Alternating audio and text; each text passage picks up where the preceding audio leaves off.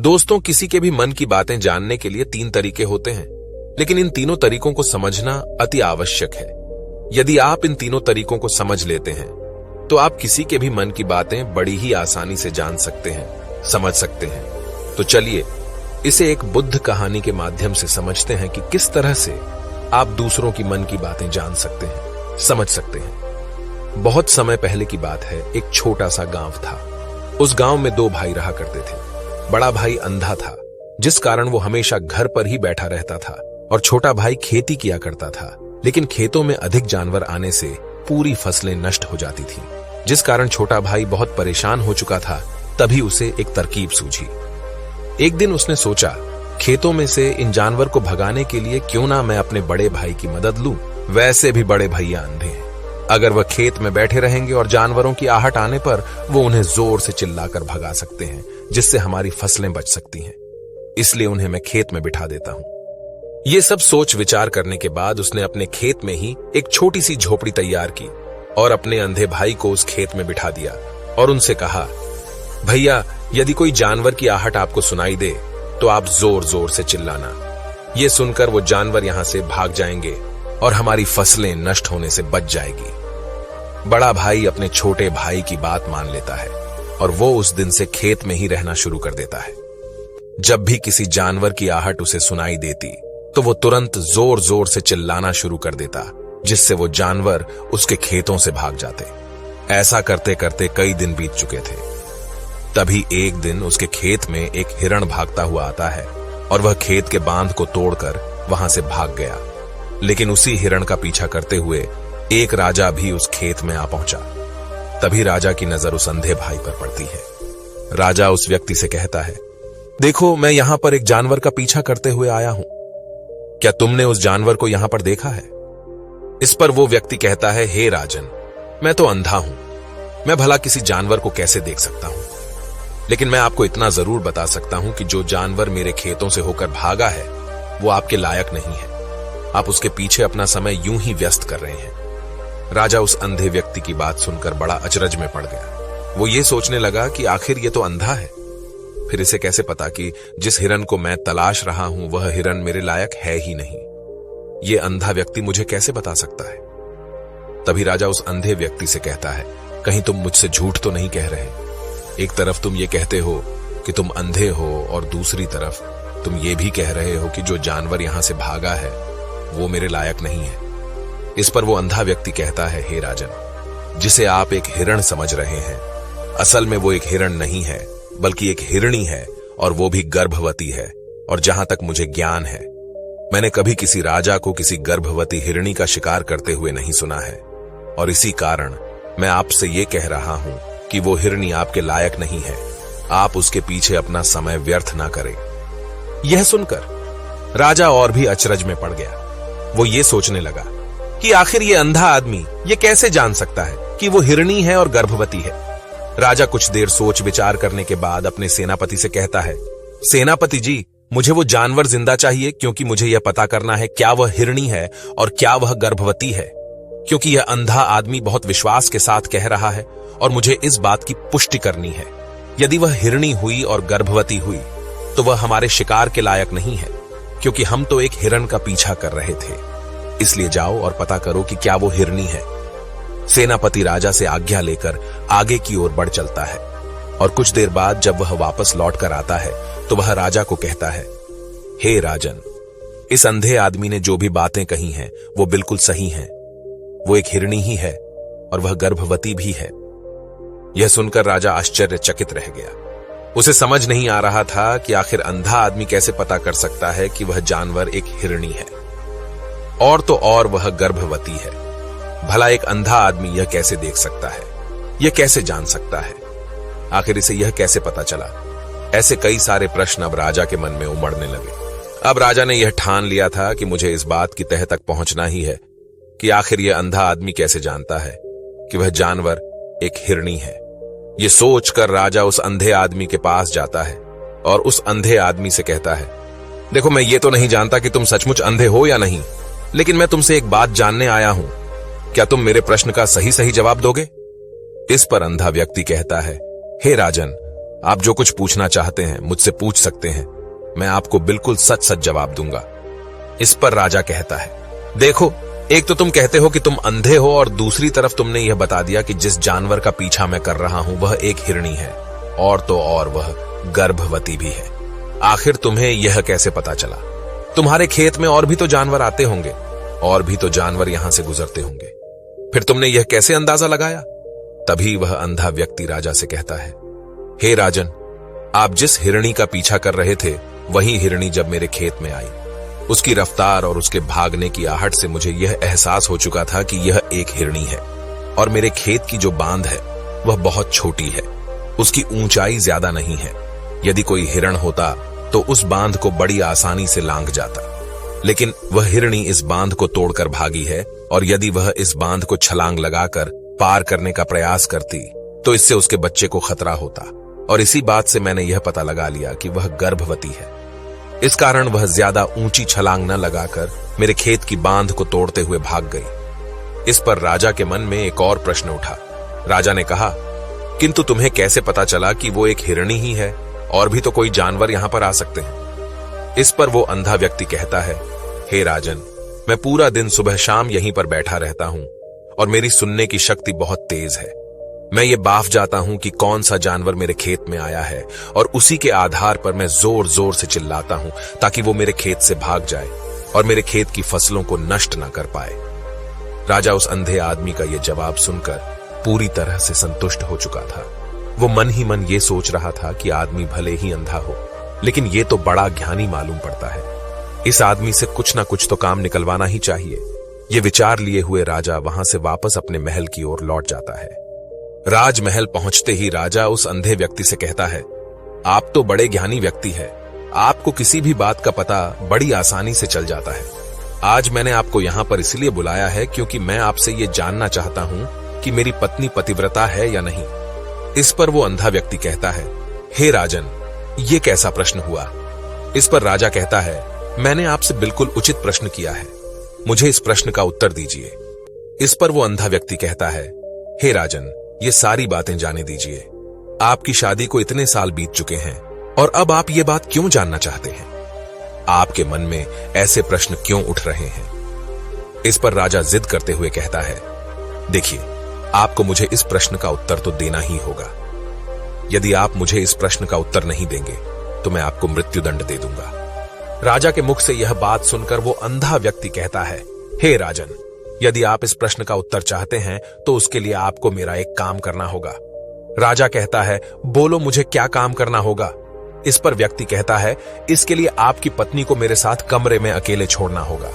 उस अंधे व्यक्ति की यह बात सुनकर राजा पहले तो क्रोधित हो जाता है, लेकिन फिर कुछ सोच विचार करने के बाद वह उस व्यक्ति की बात मान लेता है और अपने सेनापति को आदेश देता है, सेनापति जी, इस व्यक्ति को और मेरी पत्नी को एक कमरे में कुछ देर के लिए अकेला छोड़ दे।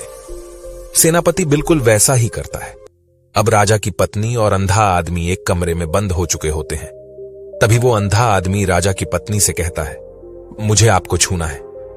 इस बात पर रानी अत्यधिक क्रोधित हो जाती है और उस अंधे आदमी को वो पकड़ पकड़ कर पीटने लगती है, कभी हाथों से तो कभी लातों से तो कभी पटक पटक कर। इस तरह से उन्होंने उस अंधे आदमी की खूब पिटाई की। उसके बाद किसी तरह से वह अंधा आदमी अपनी जान बचाकर वहां से भाग निकलता है और वह राजा के पास पहुंचता है और वह राजा से कहता है, हे राजन, आपकी पत्नी पतिव्रता नहीं है। ये बात सुनकर राजा अत्यधिक क्रोधित हो उठता है और राजा अपनी तलवार निकालकर सीधा अपनी पत्नी की ओर जाता है और क्रोधित होकर वह अपनी रानी से कहता है, रानी जी, आज मैं जो भी सवाल आपसे करने वाला हूं उसका मुझे सच सच जवाब दीजिएगा, और यदि आपने एक शब्द भी झूठ कहा तो मैं आपका अभी के अभी सर धड़ से अलग कर दूंगा। तभी आगे वह राजा कहता है, मुझे बताइए, क्या आप पतिव्रता हैं या नहीं? इस पर रानी कहती है, हे राजन, आप भले ही मुझे जान से मरवा दीजिए, लेकिन मैं पतिव्रता नहीं हूं। राजा यह बात सुनकर बहुत खुश हुआ, क्योंकि उस अंधे आदमी ने जो भी कहा था वह बिल्कुल सच था। यह बात सुनकर तुरंत ही राजा उस आदमी के पास पहुंचता है और आकर उस अंधे आदमी से कहता है, तुम्हें कैसे पता चला कि मेरी पत्नी पतिव्रता नहीं है? इस पर वह अंधा आदमी कहता है, हे राजन, बड़ी सीधी सी बात है। मैंने तो आपकी पत्नी से बस इतना ही कहा था कि मुझे आपको छूना है, और इस बात पर वह इतना क्रोधित हो उठी कि उन्होंने गुस्से में आकर मुझे लात घूंसों से पीटना शुरू कर दिया। और भला कोई औरत किसी और मर्द को कैसे छू सकती है, लेकिन उन्होंने न आव देखा न ताव, बस लात घूंसे मुझ पर बरसाने शुरू कर दिए। वह भी तो एक छूना ही हुआ, और एक पतिव्रता नारी कभी भी पराये मर्द को नहीं छूती। जब मैंने उसे छूने के लिए कहा था तो वह उस वक्त मुझे मना कर सकती थी, लेकिन उन्होंने तो मुझे पीटना शुरू कर दिया और देखते ही देखते उन्होंने मेरे पूरे शरीर को छू लिया। अब आप ही बताइए, ऐसी स्त्री भला पतिव्रता कैसे हो सकती है? इस पर राजा कहता है, तुम तो बड़े ज्ञानी मालूम पड़ते हो। अच्छा ठीक है, चलो तुम मेरे एक प्रश्न का और जवाब दो। यदि तुमने मुझे इस प्रश्न का सही जवाब दे दिया तो मैं तुम्हें यहां से जाने दूंगा। आगे राजा उस अंधे आदमी से कहता है कि तुम मुझे यह बताओ, क्या मैं सच में अपने पिताजी का ही बेटा हूं या फिर किसी और का? इस पर वह अंधा भी कहता है, हे राजन, इस बात से आपका क्या लेना देना? आप किसी की भी औलाद हो, आखिर आप हैं तो इस राज्य के राजा, इसलिए इस प्रश्न को जाने दीजिए। लेकिन राजा कहता है, नहीं, मुझे इस प्रश्न का सही जवाब चाहिए, अन्यथा यह प्रश्न मुझे हमेशा परेशान करता रहेगा। इसलिए मैं इसका सही जवाब जानना चाहता हूं। यदि तुम इसका सही जवाब दे देते हो तो तुम यहां से जा सकते हो, मैं तुम्हें नहीं रोकूंगा। इस पर वह अंधा आदमी कहता है, हे राजन, इसके लिए तो मुझे आपके मां के पास भी जाने की कोई आवश्यकता नहीं है। मैं आपको अभी यह बता सकता हूं कि आप किसकी औलाद हैं, लेकिन उससे पहले मैं चाहता हूं कि आप मुझसे एक वादा करें कि आप मुझ पर क्रोध नहीं करेंगे। राजन ने कहा, मैं तुमसे वादा करता हूं, मैं तुम पर क्रोध नहीं करूंगा। इसके बाद वह अंधा आदमी राजा से कहता है, हे राजन, आप है तो अपने ही पिता के पुत्र, लेकिन आप पर एक कंजूस सेठ की छाया पड़ी हुई है। यह सुन राजा बहुत क्रोधित हो उठा और वह तुरंत तलवार निकालकर अपनी मां के पास जा पहुंचा। वह वहां पर पहुंचने के बाद अपनी मां से कहता है, मां, मुझे सच बताइए, क्या मैं अपने ही पिता का पुत्र हूं या नहीं? यदि आपने मुझे सही नहीं बताया तो वह यहीं पर अपने प्राण त्याग दूंगा। मुझे बताओ क्या सच है?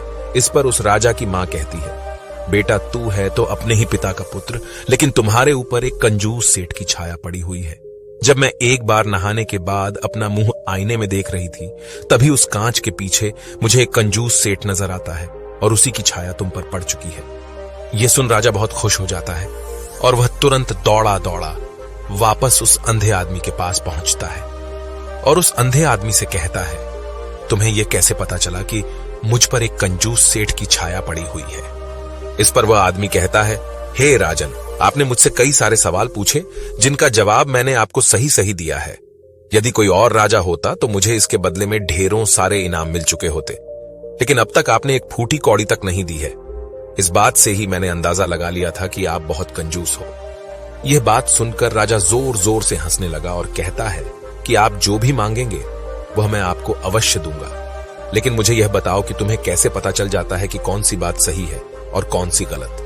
तुम किसी भी बात का इतना सटीक और सही जवाब कैसे दे पाते हो?